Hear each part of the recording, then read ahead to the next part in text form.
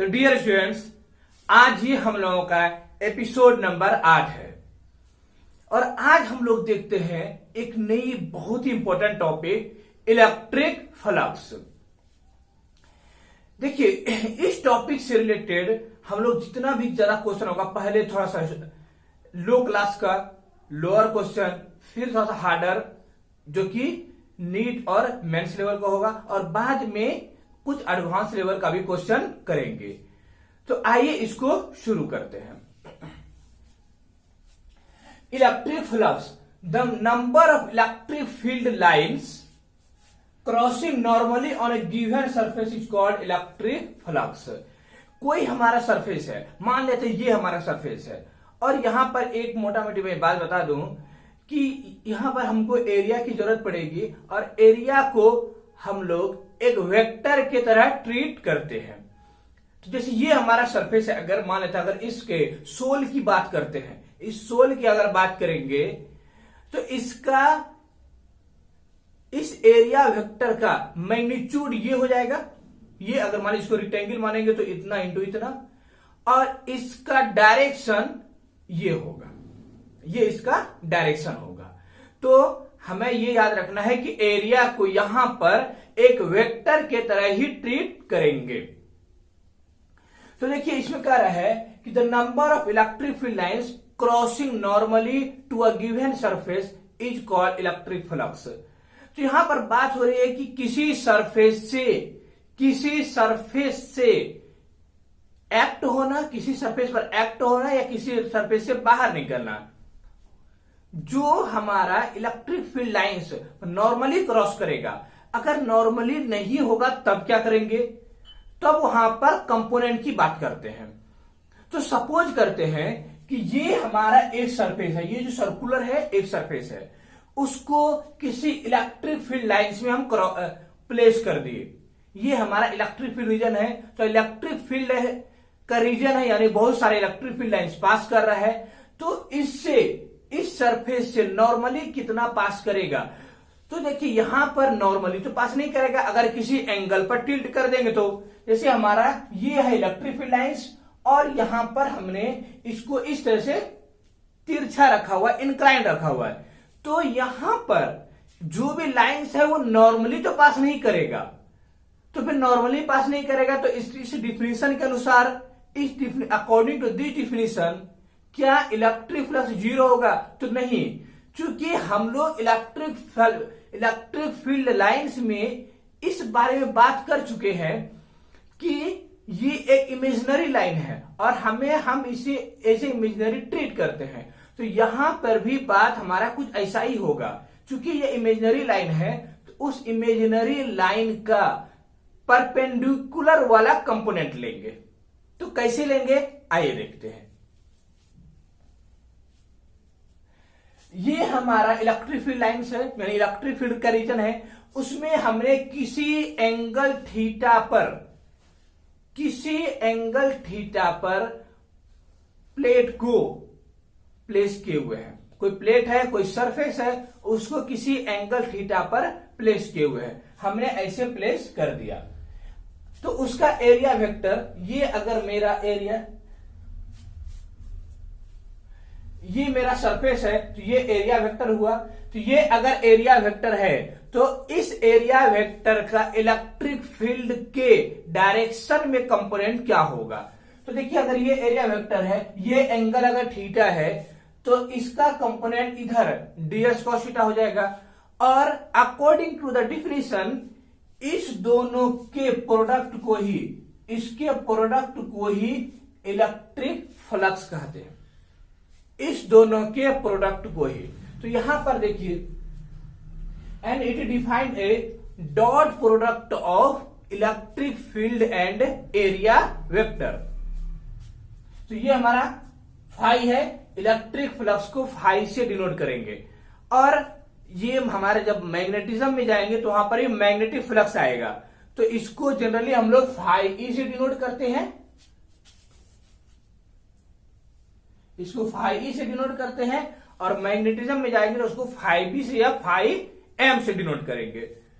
तो यहां पर देखिए, हम क्या बताए कि इस दोनों का प्रोडक्ट होता है। इसका मतलब क्या, E D S cos theta और E D S cos theta, अगर ए बी कॉस थीटा अगर लिखा हुआ है तो क्या इसको कह सकता है वेक्टर ए डॉट बी, क्योंकि A vector A dot vector B का वैल्यू क्या होता है, ए बी कॉस थीटा।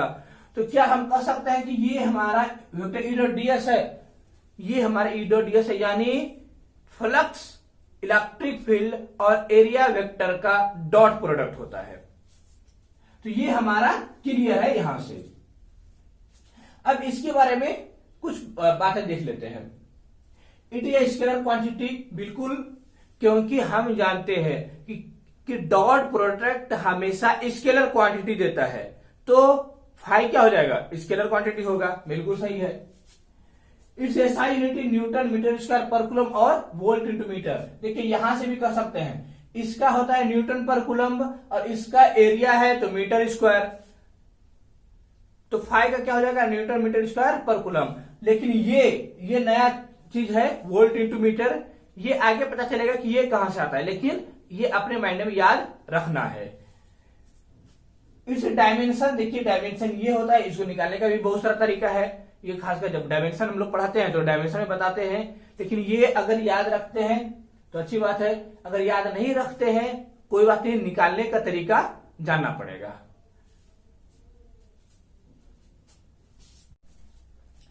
अब इसमें से कुछ केसेस देख लेते हैं कि कब कब इलेक्ट्रिक फ्लक्स का वैल्यू क्या क्या होगा। हमारा तो वो जनरल फॉर्मूला था किसी एंगल पर five two E D S cos theta, यानी vector E dot D S. अब यहां पर केस 1 ले रहे हैं, if surface is parallel to electric field, अगर सरफेस हमारा इलेक्ट्रिक फील्ड के पैरेलल है, ये हमारा इलेक्ट्रिक फील्ड लाइंस है और ये हमारा इलेक्ट्रिक फील्ड लाइंस है ये, और इसके पैरेलल है हमारा सरफेस, यानी कुछ इस तरह से ये हमारा पैरेलल है, ये हमारा हाथ जो है ये सरफेस इलेक्ट्रिक फील्ड के पैरेलल है। अगर ये इलेक्ट्रिक फील्ड के पैरेलल है तो इसका डीएस का डायरेक्शन क्या होगा, तो डीएस हमेशा सरफेस के परपेंडिकुलर होता है, नहीं ये डीएस हो गया, तो ये हमारा डीएस हुआ। तो अब बताइए थीटा का वैल्यू कितना हो गया, बिल्कुल 90 डिग्री हो जाएगा। तो अगर 90 डिग्री हो गया तो फ्लक्स क्या होगा, तो 5 ई डीएस कॉस 90 डिग्री, कॉस 90 का वैल्यू 0, यानी फाई क्या होगा 0। अगर सरफेस के पैरेलल है तो इलेक्ट्रिक फ्लक्स का वैल्यू 0 होगा। और लॉजिकली भी यहां से सोच सकते हैं कि अगर लाइंस ऐसे है तो इस तरह का, अगर लाइंस इस तरह से ऐसे जा रहा है ऐसे, तो क्या इसमें से क्रॉस करने का कोई चांस बनता है, तो बिल्कुल नहीं बनता, ऐसे जाएगा, लेकिन इसमें से ऐसे क्रॉस नहीं कर सकता एक भी लाइन, तो फाई क्या हो जाएगा 0। नेक्स्ट केस है, if surface is perpendicular to electric field, हमारा इलेक्ट्रिक फील्ड लाइंस ये हुआ, उस पर सरफेस परपेंडिकुलर है। सरफेस परपेंडिकुलर का मतलब है कुछ इस तरह से रखा हुआ है, अगर सरफेस इस तरह से रखा हुआ है तो फाई का, तो डीएस का डायरेक्शन क्या होगा, तो डीएस ये डायरेक्शन हो गया डीएस का, ये डीएस का डायरेक्शन हो गया। तो देखिए ई और डीएस के बीच का एंगल 0 डिग्री, क्योंकि दोनों पैरेलल है, थीटा इक्वल टू 0 डिग्री। अगर थीटा 0 है तो फाई क्या हो जाएगा, ई डीएस कॉस 0, कॉस 0 का वैल्यू 1, तो E equal to phi equal to E into ds, यानी यहां से कह सकते हैं कि फाई का वैल्यू मैक्सिमम आएगा। ये केस हुआ जब फाई का वैल्यू मैक्सिमम आता है। अब एक यहां पर ये जो लिखा हुआ जनरल फॉर्मूला, देखिए यहां पर हमने इसको लिखा है इंटीग्रेशन के फॉर्म में। अब ऐसा मानते हैं कि बहुत सारा स्मॉल बॉडीज है, छोटा छोटा बहुत सारा बॉडीज है, तो एक एक का हम नहीं निकालेंगे, किसी का निकाल के अगर पूरे को इंटीग्रेट कर देते हैं, तो होल बॉडी का बन जाएगा, होल बॉडी का निकल जाएगा। तो यहां पर इंटीग्रेशन का यही मतलब है, इंटीग्रेशन ई डीएस कॉस थीटा, यानी बहुत सारे स्मॉलर बॉडीज का हमने सबको ऐड कर दिया और हमको net electric flux find out हो गया। अब स्टूडेंट्स हम लोग गॉस लॉ को देखते हैं, ये भी बहुत ही ज्यादा इंपॉर्टेंट है और इसके बाद हम लोग कुछ क्वेश्चंस करते जाएंगे ताकि कॉन्सेप्ट हमारा एकदम क्लियर हो जाए और साथ में होमवर्क भी आप लोगों को मिलेगा। तो यहां देखिए Gauss law.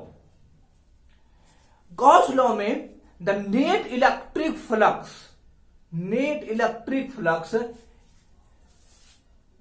Through any closed surface. तो ये पॉइंट बहुत ज्यादा इंपॉर्टेंट है कि थ्रू एनी क्लोज्ड सरफेस का मतलब क्या हुआ।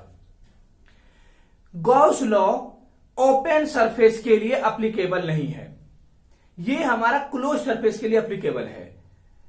तो कह रहा है कि the net electric flux through any closed surface is 1/ε0 times charge inside the surface, net charge inside the surface. कहने का मतलब है कि फाई का वैल्यू, फाई तो ये तो फॉर्मूला हम लोग पता है, रेडियस होता है equal to q in by epsilon naught. यानी क्यू इन का मतलब जिस सरफेस के बारे में हम लोग बात कर रहे हैं, जिस सरफेस के बारे में बात कर रहे हैं उस सरफेस के अंदर का नेट चार्ज। क्यू इन का मतलब है उस सरफेस के अंदर का नेट चार्ज। अब देखिए ये चार्ज, नेट चार्ज हमारा नेगेटिव भी हो सकता है, नेट चार्ज पॉजिटिव भी हो सकता है। अब अगर नेट चार्ज नेगेटिव है तो फ्लक्स नेगेटिव आएगा, नेट चार्ज पॉजिटिव है तो फ्लक्स पॉजिटिव आएगा। तो अगर फ्लक्स पॉजिटिव है तो उसका सिग्निफिकेंस क्या है, अगर फ्लक्स नेगेटिव है तो उसका सिग्निफिकेंस क्या है। तो यहां पर बता देते हैं कि अगर फ्लक्स पॉजिटिव है इसका मतलब है कि अंदर में चार्ज पॉजिटिव है, अंदर में चार्ज पॉजिटिव है। अगर अंदर में चार्ज पॉजिटिव है तो फ्लक्स पॉजिटिव होगा। अगर फ्लक्स पॉजिटिव है तो जब किसी पॉजिटिव चार्ज को किसी सरफेस के अंदर रखते हैं तो इलेक्ट्रिक फ्लक्स, जो इलेक्ट्रिक लाइन है वो कैसा होता है, कुछ इस तरह से रेडियली आउटवर्ड बाहर निकलता है। तो यहां से एक चीज समझिए कि अगर फ्लक्स पॉजिटिव है इसका मतलब चार्ज अंदर में पॉजिटिव है, और चार्ज अंदर में पॉजिटिव है इसका मतलब है कि अंदर से इलेक्ट्रिक फील्ड लाइंस बाहर निकल रहा है। तो अगर आउटगोइंग फ्लक्स है, अगर आउटगोइंग है तो उसके लिए पॉजिटिव होगा, आउटगोइंग के लिए पॉजिटिव। फ्लक्स अगर आउटगोइंग की बात हो रही है तो पॉजिटिव, अगर इनकमिंग की बात होगी तो ठीक इसका उल्टा नेगेटिव। इनकमिंग फ्लक्स नेगेटिव है। तो यहां पर तो देख लिए कि गॉस लॉ कहता है कि it is 1/ε0 times net charge inside the surface, inside the closed surface. अब देखिए यहां पर क्या कर रहा है, ये जो लाइन है ये भी बहुत इंपॉर्टेंट है। Value of flux does not depend on the distribution of charge and distance between them inside the closed surface. यानी कह रहा है, मान लेते हैं ये हमारा कोई क्लोज सरफेस है, इसमें बहुत सारे चार्जेज है, ये Q1, ये -Q2, ये +Q3। तो कह रहा है कि ये इन डिस्ट्रीब्यूशन किस तरह से है उस पर डिपेंड नहीं करता है, किस तरह से डिस्ट्रीब्यूटेड है, यूनिफॉर्मली है, नॉन यूनिफॉर्मली है, कोई Q1 यहां रखा हुआ है, Q2 यहां रखा हुआ है, Q3 यहां रखा हुआ है, उसके अरेंजमेंट पर, डिस्ट्रीब्यूशन पर डिपेंड नहीं करता है तो सिर्फ नेट वैल्यू पर, उन सब के बीच के डिस्टेंस पर भी डिपेंड नहीं करता है, सिर्फ चार्ज इनसाइड का नेट वैल्यू क्या है उस पर डिपेंड करता है। ये लाइन हमें ये चीज बता रहा है। अब ये एक जो पॉइंट है तो देखिए क्या कर रहा है, A surface in which Gauss law is applicable is called Gaussian surface। ये देखिए इसकी जरूरत हम लोगों को पड़ेगी जब एप्लीकेशन ऑफ गॉस लॉ पढ़ेंगे, तो application of Gauss law next episode में। अगर हम कोई ऐसा पॉइंट लेते हैं जो हमारा बाहर रीजन में है, या ऐसा पॉइंट लेते हैं जो इनसाइड है, और हमें किसी स्पेसिफिक रीजन के बारे में ही बात करनी है, स्पेसिफिक रीजन के बारे में ही बात करनी है, तब वहां पर हम अपने हिसाब से एक क्लोज सरफेस बनाते हैं। उस क्लोज सरफेस को कहते हैं गॉसियन सरफेस। और गॉसियन सरफेस इसलिए लेते हैं ताकि हम वहां पर गॉस लॉ को एप्लीकेबल बना सके। तो जब एप्लीकेशन ऑफ गॉस लॉ पढ़ाएंगे तब इसमें से ये बात गॉसियन सरफेस के बारे में सारा बात क्लियर हो जाएगा। अब इस थ्योरी को देख लेते हैं कि value is zero, value of phi is zero in the following cases, यानी फ्लक्स का वैल्यू जीरो किस किस केस में हो सकता है, यानी किस किस केस में फ्लक्स का वैल्यू जीरो होगा, ये हम इन पॉइंट से देखेंगे। तो पहला पॉइंट है, इफ अ डाइपोल और many dipoles are present inside the close surface, यानी अगर देखिए ये हमारा क्लोज सरफेस है, अगर इसमें से कोई डाइपोल है, एक डाइपोल है, तो अगर एक डाइपोल है तो उसमें एक डाइपोल में एक प्लस क्यू होगा और एक माइनस क्यू होगा, तो नेट चार्ज क्या हो गया, जीरो, नेट चार्ज जीरो। अगर बहुत सारा डाइपोल्स है तब भी नेट चार्ज क्या हो गया, जीरो। तो अगर डाइपोल प्रेजेंट है तो नेट चार्ज जीरो, बहुत सारा डाइपोल प्रेजेंट है तब भी नेट चार्ज जीरो हो गया। अगर नेट चार्ज इनसाइड जीरो है तो फ्लक्स क्या हो जाएगा, जीरो। दूसरा पॉइंट है, magnitude of positive and negative charge are equal inside the close surface. अब अगर देखिए, अगर मान लेते कि हमारा डाइपोल नहीं है लेकिन पॉजिटिव और नेगेटिव चार्ज का मैग्नीट्यूड सेम है, तो नेट चार्ज क्या होगा, जीरो। नेट चार्ज जीरो तो electric flux zero. Next point है, if no charge inside the surface, अगर चार्ज ही अंदर में नहीं रहेगा तो Q in equal to zero, Q in equal to zero तो इलेक्ट्रिक फ्लक्स जीरो। और एक है incoming flux equal to outgoing flux, incoming flux equal to outgoing flux. और यहां पर देखिए हमने लिखा है इनकमिंग फ्लक्स को माइनस में, आउटगोइंग को प्लस में। तो आप लोग भी याद रखिए कि जब भी इनकमिंग की बात करेंगे तो उसे माइनस लेंगे, आउटगोइंग की बात करेंगे तो उसे प्लस लेंगे। और इसको इन सबको जब क्वेश्चन से बताएंगे न्यूमेरिकल से प्रॉब्लम लेके तो उसमें से और क्लियर होगा। तो अगर इनकमिंग और आउटगोइंग फ्लक्स इक्वल है तब नेट फ्लक्स जीरो होगा। तो अब बताते हैं कि ये कौन सा केस है। तो मान लेते हैं मेरा ये सरफेस है और एक चार्ज यहां रखा हुआ है Q1, तो इससे इलेक्ट्रिक फील्ड बाहर निकलेगा, इलेक्ट्रिक फील्ड लाइन से निकलेगा। इलेक्ट्रिक फील्ड लाइन से अगर बाहर निकल रहा है तो मान लेते हैं ये ऐसे निकल रहा है,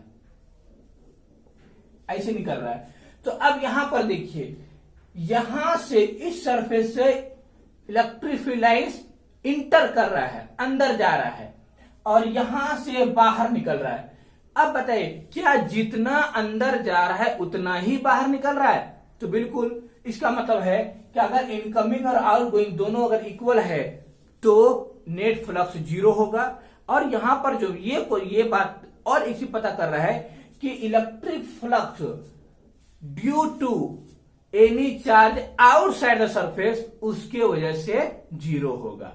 किसी क्लोज सरफेस के बाहर अगर कोई चार्ज प्लेस है, कोई चार्ज अगर प्लेस्ड है तो उसके वजह से फ्लक्स जीरो होता है। Charge through any flux through any charge outside the close surface is called is zero. अगर मान लेते हैं, इसमें एक और क्वेश्चन लेते हैं, अगर मान लेते हैं कि हमारा ऐसे है Q1 है और यहां पर Q2 है, तो यहां पर पूछा जाएगा फ्लक्स किसकी वजह से होगा। तो यहां पर ये इनसाइड चार्ज हुआ, ये आउटसाइड चार्ज हुआ। क्लोज सरफेस के इनसाइड जो चार्ज है वही electric flux, net electric flux create करेगा। तो फ्लक्स अगर इसकी वजह से पूछा जाए तो सिर्फ Q1 बाय इप्सिलॉन नॉट होगा। क्यों? क्योंकि बाहर वाले चार्ज का फ्लक्स जीरो होता है। अब हम लोग जो थ्योरी अभी पढ़े उससे रिलेटेड पहले कुछ हल्का क्वेश्चन करते हैं, उसके बाद जे मेंस और नीट टाइप करेंगे और फिर लास्ट में एक दो एडवांस का भी क्वेश्चन देखेंगे। तो आइए ये फर्स्ट इन दो क्वेश्चन को देखते हैं। Find flux in the three cases, ये हमारा 3 केस दिया हुआ है 1 2 3 और पूछ रहा है कि इच केस में, हर केस में इलेक्ट्रिक फ्लक्स का वैल्यू बताना है। ये वाला केस 1 में एक हमारा चार्ज है यहां पर बाहर में, ये हमारा semi circular close surface of bowl है, इसमें बीच में रखा हुआ है और इसमें इनसाइड यहां पर रखा हुआ है। तो पूछ रहा है कि तीनों केस में इलेक्ट्रिक फ्लक्स का वैल्यू क्या होगा। तो देखिए सबसे पहले इस केस में बात करते हैं। ये चार्ज क्लोज सरफेस के बाहर में रखा हुआ है और क्लोज सरफेस के अंदर में कोई चार्ज नहीं है, और बाहर वाला चार्ज इलेक्ट्रिक फ्लक्स में हिस्सा नहीं लेता है। अगर बाहर वाला चार्ज इलेक्ट्रिक फ्लक्स में हिस्सा नहीं लेता है, इसका मतलब है कि इसके वजह से फाई क्या हो जाएगा, 0 हो जाएगा। क्यों? क्योंकि क्यू इन का वैल्यू 0 है, अंदर में कोई भी चार्ज नहीं है। ये हमारा, पहले इसको बाद में देखेंगे, पहले इसको देख लेते हैं। इसमें अगर देखेंगे तो फाई क्या हो जाएगा, फाई इसका जो फॉर्मूला होता है Q in by epsilon not, और यहां पर इन साइड चार्ज है क्यू, तो क्यू बाय इप्सिलॉन नॉट हो गया।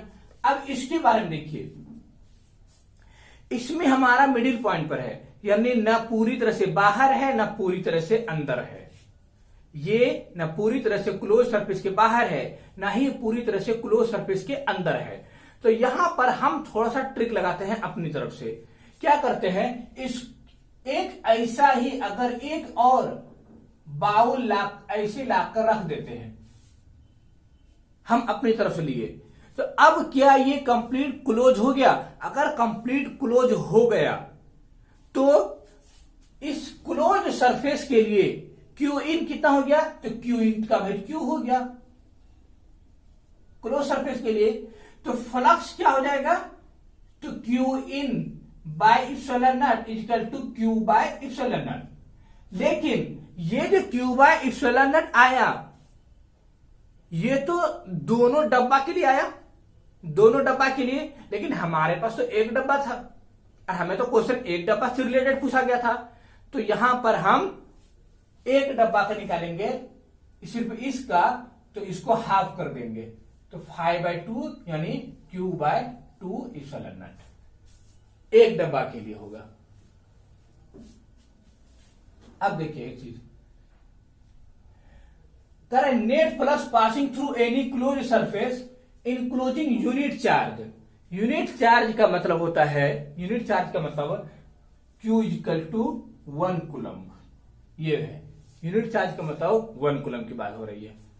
तो कह रहा है फाई का वैल्यू क्या होगा, तो फाई हमारा क्या होता है, Q in by epsilon not यानी 1 बाय इप्सिलॉन नॉट, तो इसको लिख सकते हैं -1, तो हमारा आंसर हो जाएगा 3।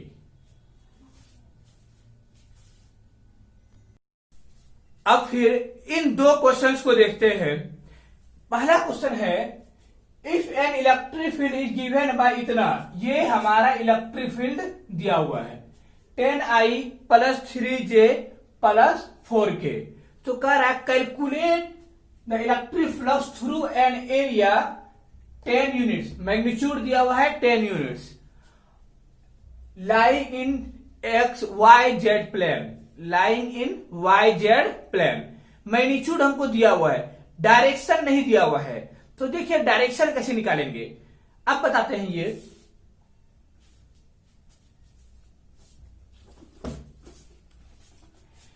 ये एक बुक है, ठीक। अगर मान लेते हैं इसको मानते हैं X और इसको मानते हैं Y, तो Z का डायरेक्शन ये होगा। अगर इसको ये X हुआ, ये Y हुआ, यानी ये बुक हमारा XY प्लेन में रखा हुआ है। अगर इसका एरिया वेक्टर बोलेंगे तो एरिया का मैग्नीट्यूड तो हो जाएगा, अगर 10 दिया हुआ है तो 10 होगा 10, लेकिन डायरेक्शन हमारा ये होगा। डायरेक्शन कौन सा होगा, along Z direction, along Z direction. यानी ये कह सकते हैं कि जो इसमें दिया हुआ है, जो प्लेन दिया हुआ है, उसके अलावा जो बचा उसके अलोंग, यानी यहां पर एक्स वाई प्लेन में था तो हमारा एरिया वेक्टर का डायरेक्शन आया जेड के अलोंग। यहां पर वाई जेड प्लेन दिया हुआ है तो एरिया वेक्टर आएगा एक्स के अलोंग। तो हमारा एरिया वेक्टर क्या हो जाएगा, तो हमारा एरिया वेक्टर ds हो जाएगा 10i। ds हमारा हो जाएगा 10i, ये हमारा ds हो गया। और वेक्टर e दिया हुआ है 10i plus 3j plus 4k। और जब भी हम डॉट प्रोडक्ट लेते हैं तो क्या करते हैं, i को i के साथ, j को j के साथ और k को k के साथ। तो इसीलिए 5 से क्या हो जाएगा, वेक्टर e डॉट ds यानी 10i plus 3j plus 4k और ये डॉट 10i और हमारा क्या होता है, i को i के साथ, j को j के साथ और k को k के साथ। तो ये तो खत्म, ये भी खत्म, हमारा सिर्फ हो जाएगा 100 न्यूटन मीटर स्क्वायर पर कूलम्ब। ये हमारा हो गया पहला क्वेश्चन का आंसर। दूसरा क्वेश्चन है, ये भी बहुत ज्यादा इंपॉर्टेंट है और ये इस टाइप का क्वेश्चन एक एससी वर्मा में भी दिया हुआ है, तो आप लोग वहां से बना लेंगे। मैं उस टाइप का एक क्वेश्चन बता दे रहा हूं। अब पॉइंट चार्ज जिसका मैग्नीट्यूड दिया हुआ है +6 micro coulomb is placed at A distance 20 centimetre directly above the centre of square, जिसका साइड दिया हुआ है 40 सेंटीमीटर। तो कह रहा है magnitude of flux through square is, यानी सिंपल ऐसे, अगर ये मेरा कोई बुक है, ये मेरा बुक है जो स्क्वायर है, इसकी साइड दिया हुआ है 40 सेंटीमीटर और यहां से किसी 20 सेंटीमीटर एबव, ये साइड है 40, ये भी 40, यहां से किसी 20 सेंटीमीटर एबव यानी हाफ डिस्टेंस पर, इतना दूरी पर कोई चार्ज क्यू रखा हुआ है। तो कह रहा है कि electric flux due to these square क्या होगा। तो अब देखिए, अगर गॉस लॉ अप्लाई करते हैं, गॉस लॉ अगर अप्लाई करते हैं तो गॉस लॉ हमेशा अप्लीकेबल होता है क्लोज्ड सरफेस के लिए। Gauss law is applicable only for closed surface. लेकिन ये तो हमारा ओपन सरफेस है, एक सिंपल एक प्लेट है। तो इस तरह की केस में आप क्या करते हैं, मान लेते हैं कि 6 इस तरह की 6 स्क्वायर और लेते आते हैं, 5 स्क्वायर और लेते आते हैं। अगर 5 और ले लेंगे तो हमारा टोटल 6 हो जाएगा और 6 होने के बाद सबको ऐसे ऐसे रख के ऊपर से भी ढक देंगे। अब ये क्लोज स्क्वायर हो गया। अब ये बन गया एक क्यूब जो अंदर में खोखला है, यानी हमारा कुछ इस तरह से हो गया, एक क्यूब टाइप का बन गया।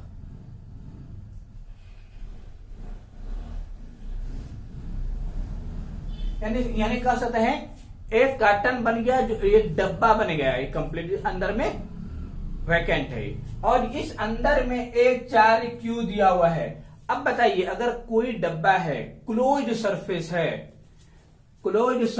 है तो उसके अंदर में 4 क्यू है तो इलेक्ट्रिक फ्लक्स कितना हो जाएगा, तो हमारा 5 हो जाएगा Q/ε0। लेकिन यहां तो जो ये 5/Q/ε0 निकला, ये हमारा तो पूरे क्यूब के लिए निकला, पूरे डब्बा के लिए, और उसमें टोटल 6 स्क्वायर्स हैं और हमको दिया हुआ एक स्क्वायर, और हमको एक स्क्वायर के वजह से पता करना है। तो एक स्क्वायर की वजह से हमको क्या 6/6 कर लेंगे, हो जाएगा, क्योंकि 6 में से Q/ε0 निकला। या फिर यहां पर लिख देते हैं फॉर 1 स्क्वायर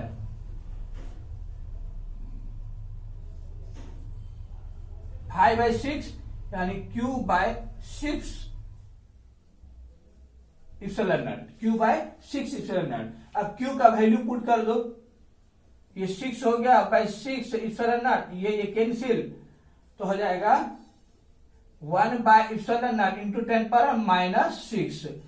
-6 क्यों? क्योंकि हमारा माइक्रो में दिया हुआ इसीलिए -6। तो हमारा हो जाएगा आंसर डी। अब इस टाइप के क्वेश्चन को देखते हैं। इस क्वेश्चन में कह रहा है कि the flux through the curved surface is, curved surface की वजह से फ्लक्स क्या होगा।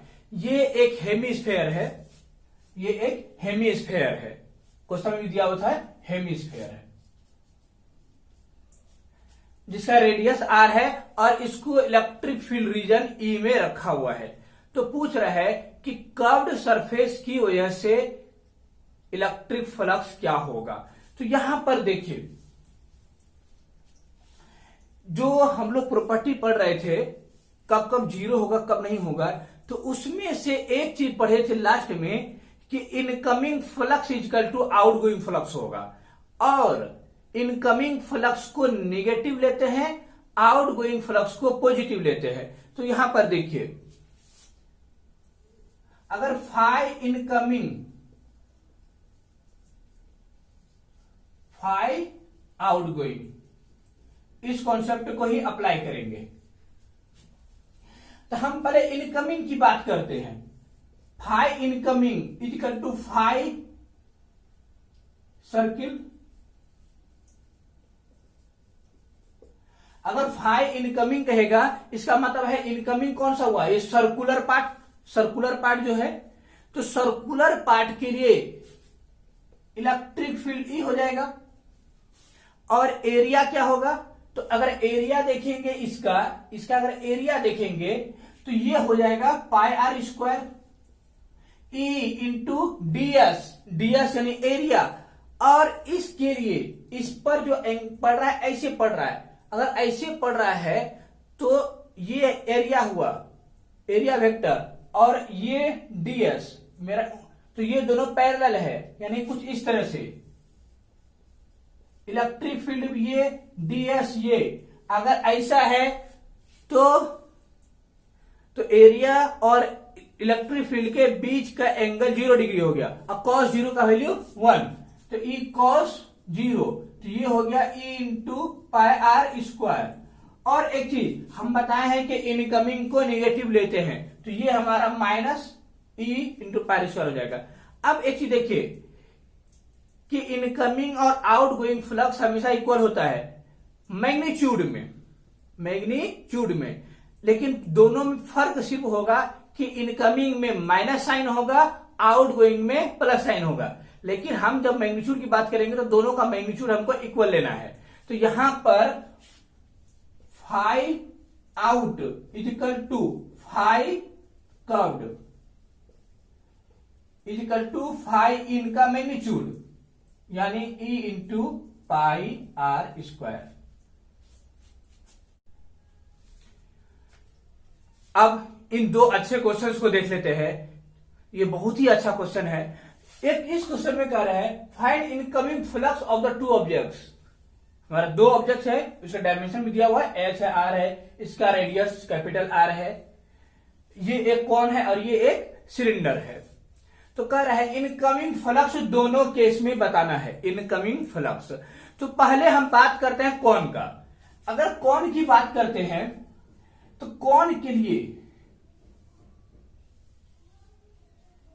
कोन के लिए ये जो कर्व्ड सरफेस है, ये जो कर्व्ड सरफेस है, तो वो फाई इन होगा इक्वल टू फाई कर्व्ड, जो हमको निकालना है, फाई कर्व निकालना है।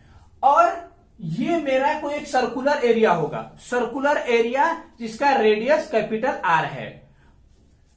और ये सरफेस इलेक्ट्रिक फील्ड के परपेंडिकुलर है। अगर इलेक्ट्रिक फील्ड के परपेंडिकुलर है तो ये उसका डायरेक्शन डीएस का डायरेक्शन हुआ, और डीएस का जो डायरेक्शन है इलेक्ट्रिक फील्ड के डायरेक्शन में है, तो थीटा कितना हो गया 0 डिग्री।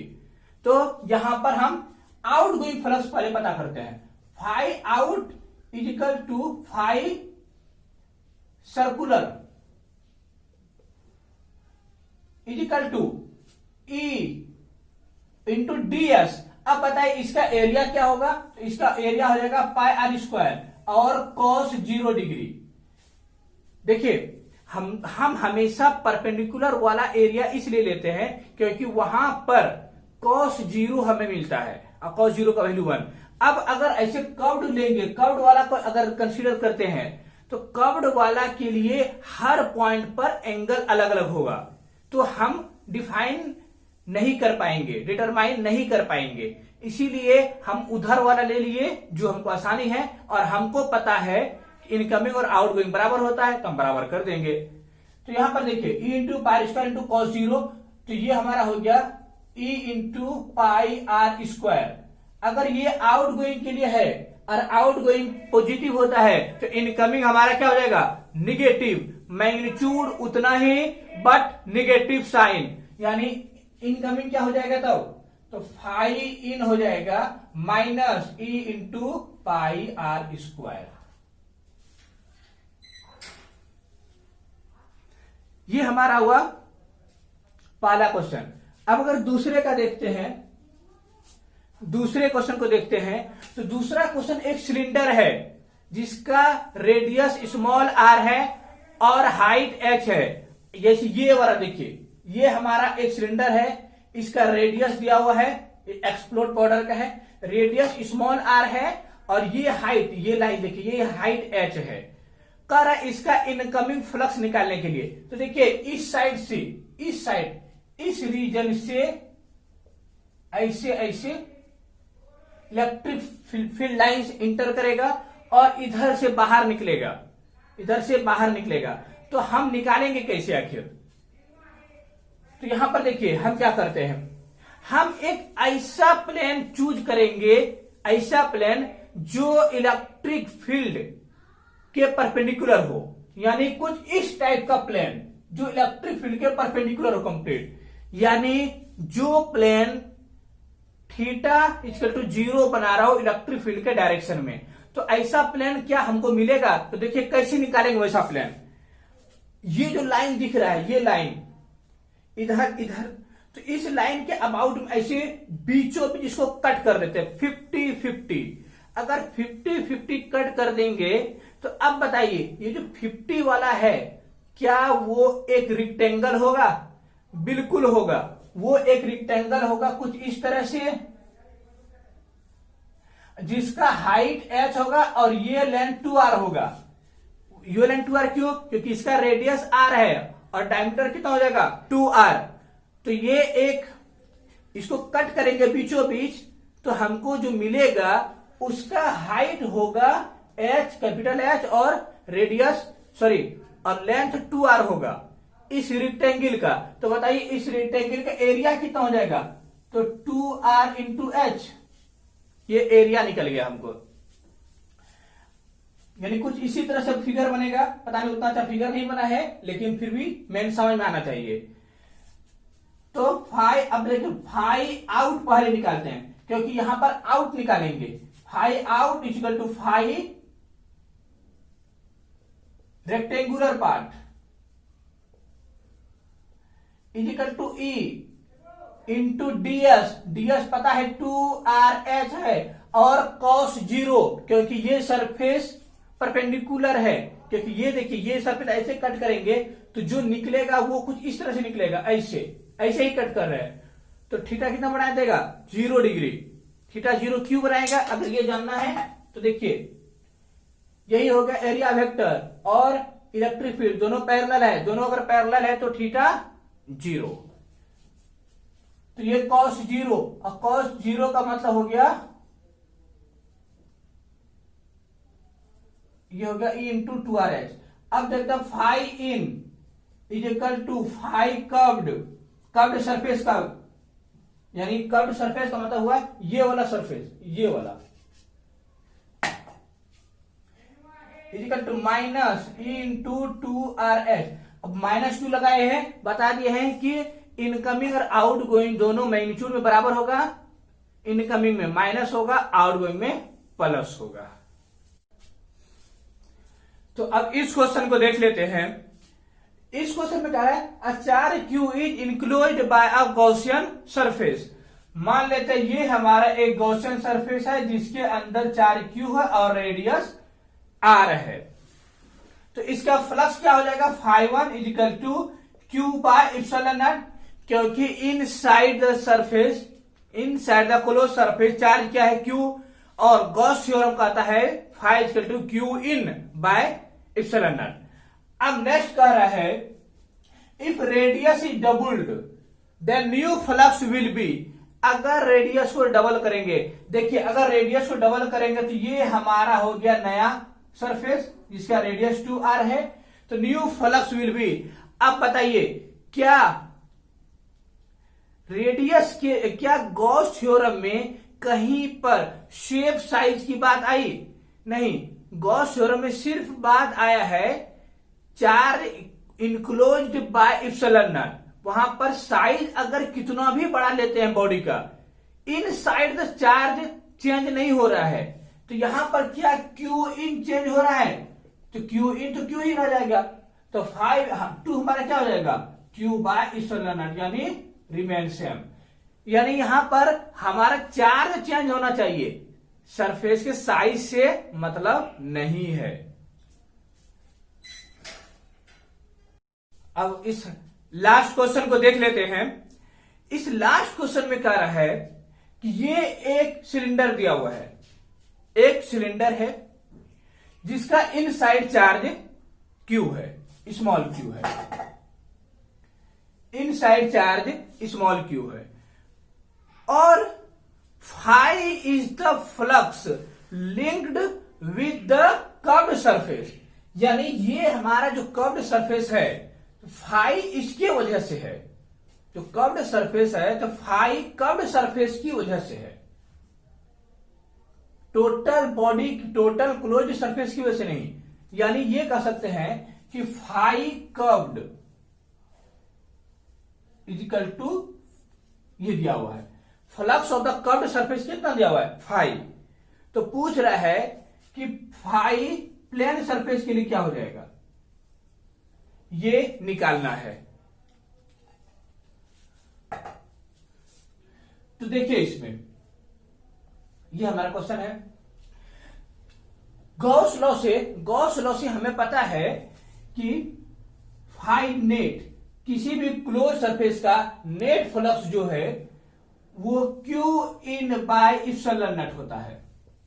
इसका मतलब इस केस में क्या हो जाएगा, क्यू बाय इप्सिलॉन नॉट, हमारा क्यू बाय इप्सिलॉन नॉट हो गया। अब देखिए ये फाइनेट का मतलब हुआ टोटल, पूरे बॉडी का, पूरा जो क्लोज्ड सरफेस है उसका, और यहां पर पूरा क्लोज्ड सरफेस 3 तरह के सरफेसेस से बना हुआ है। क्या क्या, प्लेन सरफेस, फिर कर्व्ड सरफेस, और फिर एक प्लेन सरफेस। इसका मतलब है कि ये जो फाई नेट है या फाई टोटल है, ये इसका, इसके लिए फ्लक्स प्लस इसके लिए कर्व्ड सरफेस के लिए फ्लक्स प्लस प्लेन सरफेस के लिए फ्लक्स के बराबर होगा। यानी ये हो जाएगा phi plane plus phi curved plus phi plane equal to q by epsilon naught. क्योंकि ये जो नेट है ये तो तीनों से बना हुआ, इससे प्लस इससे प्लस इससे, और ये दोनों तो इक्वल होगा, तो हम कह देते हैं 2 इंटू फाई प्लेन, और ये कर्व्ड दिया हुआ है phi equal to q by epsilon naught. तो यहां से फाई प्लेन निकल गया हमारा, कितना, क्यू बाय इप्सिलॉन नॉट। इसको उधर ले जाएंगे तो माइनस, और ये 2 यहां पर आएगा, डिवाइड आएगा, तो हमारा आंसर हो गया 2। अब आप लोगों को मिलता है कुछ होमवर्क के लिए, इसका आंसर आप कमेंट बॉक्स में दीजिए।